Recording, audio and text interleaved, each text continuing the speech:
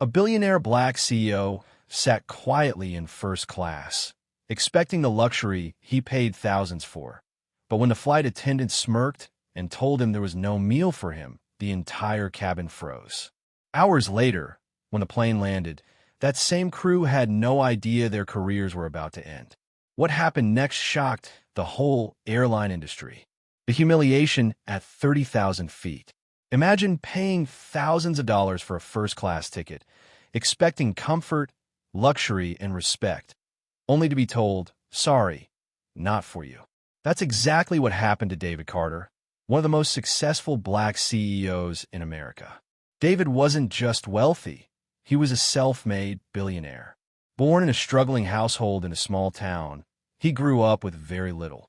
At one point, he was sleeping on a couch in a cramped one-bedroom apartment, working 2 jobs just to afford food and college tuition. Through grit and brilliance, he built one of the fastest-growing tech companies in the world. Now, he was a respected name in business circles, invited to conferences, trusted by investors, and admired for his leadership. On this particular day, David was flying internationally to attend a high-profile business meeting. First-class travel was nothing new to him, but it wasn't about showing off. It was about resting before long hours of negotiations. Dressed sharply in a tailored navy blue suit, polished shoes, and a signature watch, David looked every bit the part of a global business leader. The plane took off smoothly, and attendants began their service. In first class, meals aren't just food.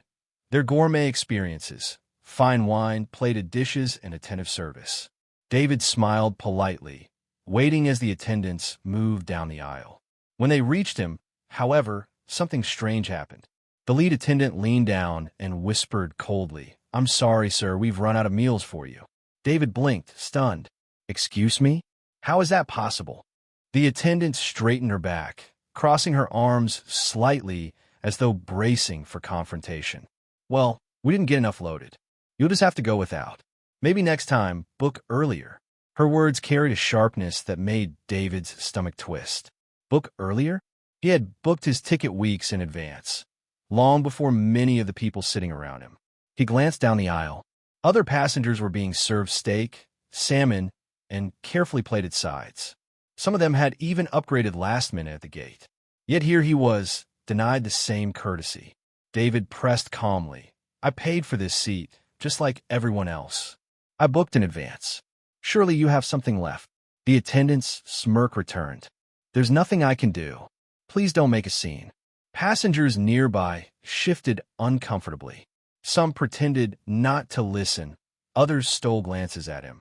A man across the aisle muttered, "He's just being difficult." Another whispered, "It's just a meal. Why is he making it a big deal?" But David knew this wasn't about food. It was about dignity. Every detail screamed that he had been singled out, not overlooked by accident, but dismissed deliberately. And in that moment, sitting at 30,000 feet in the very seat he had paid thousands for, David felt something no billionaire should ever feel: humiliation. He leaned back in his chair, eyes on the window, silent. He wouldn't give them the satisfaction of seeing his anger. But deep inside, one thing was certain. This wasn't the end of the story. Dignity denied. The rejection wasn't about food, it was about dignity. David Carter sat frozen for a moment, trying to process what had just happened. He wasn't some entitled passenger throwing a tantrum over a missing steak. He was a man who had worked his entire life to earn the right to sit in that seat. And now, at 30,000 feet, in front of strangers, his worth was being dismissed with a smirk. Around him, the tension was thick enough to touch. Passengers nearby had noticed the exchange. Some whispered under their breath, trading glances, unsure if they should intervene or stay quiet. Most chose silence. A businessman across the aisle rolled his eyes and muttered, "He's just being dramatic." Another passenger chuckled, shaking his head. "It's just a meal, not the end of the world." Their words cut deeper than the attendants. They didn't understand. It wasn't about the meal at all. It was about respect. David sat forward, his tone calm but firm. "Excuse me," he said to the attendant, locking eyes with her. "I'm not asking for special treatment. I paid for this seat, just like everyone else here." So why am I the only one being denied service? The flight attendant's lips tightened. Instead of answering his question, she leaned closer, lowering her voice but raising the sting of her words. Sir, please lower your voice. You're disturbing the other passengers. David felt his blood boil. He hadn't shouted. He hadn't cursed. He was simply standing up for himself. Yet somehow, he was being painted as the problem. Humiliated, he leaned back in his seat. His eyes flicked toward the other first-class passengers. None of them spoke up. Some looked at him with pity, others with quiet judgment, as though his very act of questioning was an inconvenience. Every second felt like an hour. His stomach growled faintly, reminding him of the simple thing he'd been denied, but the hunger didn't matter anymore. What mattered was the knot of anger building inside him, a slow, burning fire. For the next few hours, David sat silently, staring out of the window at the endless blue sky. He didn't fidget, didn't argue, didn't complain again. From the outside, he looked calm, stoic even, but inside his mind was racing. Memories of his journey resurfaced. The countless times he had been underestimated, the doors that had been slammed in his face, the people who once laughed at the idea that a black man from a small town could ever run a billion-dollar company. He had overcome it all, through intelligence, through perseverance, through sheer determination. And now, here he was, sitting in the most expensive seat on the plane, still being treated as if he didn't belong. But David Carter wasn't just any passenger. He wasn't just another face on the flight manifest. He was a man with power, real power. And as the plane cut through the skies, he made a quiet decision. He wouldn't raise his voice. He wouldn't cause a scene. But once that plane touched the ground, the fate of that flight crew would be sealed. What they thought was just another dismissive smirk, another careless insult, would turn into the most shocking consequence of their careers. And none of them saw it coming. The landing nobody expected. Finally, the wheels screeched against the runway, and the plane rolled to a halt. A collective sigh filled the cabin as passengers prepared to disembark. Bags were pulled from overhead bins, jackets were shrugged on, and polite chatter replaced the drone of the engines. But David Carter remained perfectly still. He didn't rush. He didn't scramble for his luggage. Instead, he reached calmly into his pocket, unlocked his sleek black phone, and typed a few deliberate words. With one tap, a message was sent. Then, almost casually, he made a single phone call, his voice low, steady, and confident. The call lasted less than 30 seconds. He ended it with a quiet, "You know what to do." The people around him had no idea that in those short moments, the entire fate of the flight crew had just been decided. When the seatbelt sign finally blinked off, passengers began making their way to the front. The crew, standing tall, smiled politely as they prepared for the usual goodbyes. Thank yous, safe travels, the occasional complaint. Nothing out of the ordinary, or so they thought. As the first passenger stepped out, something unusual happened. Several uniformed airport officials and security staff entered the aircraft. Their presence was calm but commanding. They didn't look at the passengers. They looked directly at the crew. "Please remain seated," one of the officials said firmly. "You're not clear to leave." The words hit like a thunderclap. The flight attendants exchanged bewildered glances. The lead attendant, the very one who had smirked at David hours earlier, forced a nervous laugh. What's going on? There must be some mistake." But the officials didn't flinch. "No mistake. Stay seated." The cheerful goodbye atmosphere evaporated instantly. The remaining passengers slowed, some pretending not to notice, others whispering to one another, sensing something was very wrong. The lead attendant's face turned pale. She looked around desperately for answers, but none came. The other crew members fidgeted, their once confident postures shrinking into unease. Then, the cabin went silent. David Carter stood, adjusting his suit jacket with deliberate calm. He picked up his carry-on bag, his movements unhurried, as though he had all the time in the world. He walked past the frozen crew, past the stunned passengers, and stopped briefly at the doorway. Turning just enough for his voice to carry through the cabin, he spoke a single chilling sentence. "You'll find out soon enough." The words cut through the air like ice. The lead attendant swallowed hard, her earlier arrogance replaced with visible fear. The rest of the crew sat stiffly, unable to process what was happening but knowing, deep down, that this wasn't going to end well. And as David stepped gracefully off the plane, leaving behind confusion and fear, one thing became clear to everyone still inside. This wasn't just an unhappy passenger. This was a man with power, far more power than they could have ever imagined. Power revealed. What the flight attendants didn't know was this. David Carter wasn't just another passenger. His company had recently signed a massive corporate partnership with the very airline they worked for. In fact, his business had become the airline's largest private investor. Every new plane order, every expansion project, every lucrative international deal, David's money and connections were behind it. To the crew, he was just a sharply dressed man in first class. But in reality, he was the reason many of them even had jobs to begin with. So, when David stepped off that plane, he didn't storm out in anger. He didn't demand apologies from the staff. Instead, he made one phone call to the airline CEO, a close associate who owed much of the company's growth to David's investments.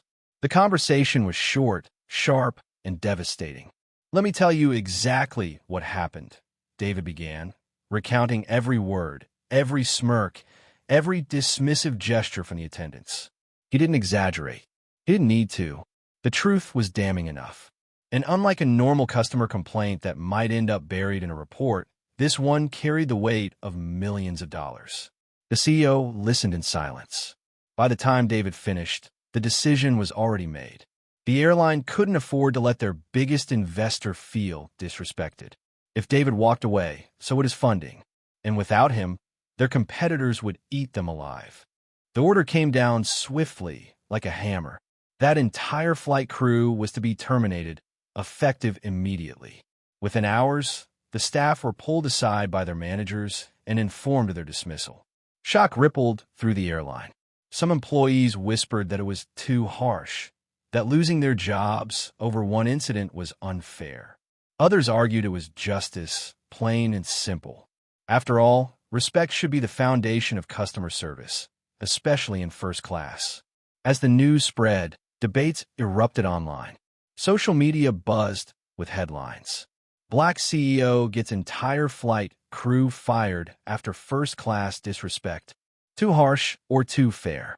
Airline fires crew after discrimination complaint. Comment section-liep? Some people applauded David, praising him for using his influence to hold the crew accountable. Others criticized him, suggesting he had gone too far. But when reporters finally reached David for a statement, his response silenced the debate. This was never about a meal, he told them calmly. It was about dignity. No passenger should ever be disrespected, whether you're a billionaire or a student flying for the first time. Everyone deserves the same respect. His words echoed across news outlets and social platforms. They weren't the angry outburst of a man seeking revenge. They were the principles of someone who had fought his entire life to earn his place at the table. And because of him, the airline introduced new training programs, stricter service policies, and accountability systems to make sure nothing like this ever happened again. For David, the outcome wasn't about punishing. It was about setting a standard that would remind airlines, and perhaps the world, that respect is not a privilege. It's a right. The lesson that echoed worldwide. The story didn't end on the tarmac. Within days, the incident exploded across the internet. News anchors reported it. Bloggers dissected every detail. Social media platforms lit up with hashtags demanding accountability and justice.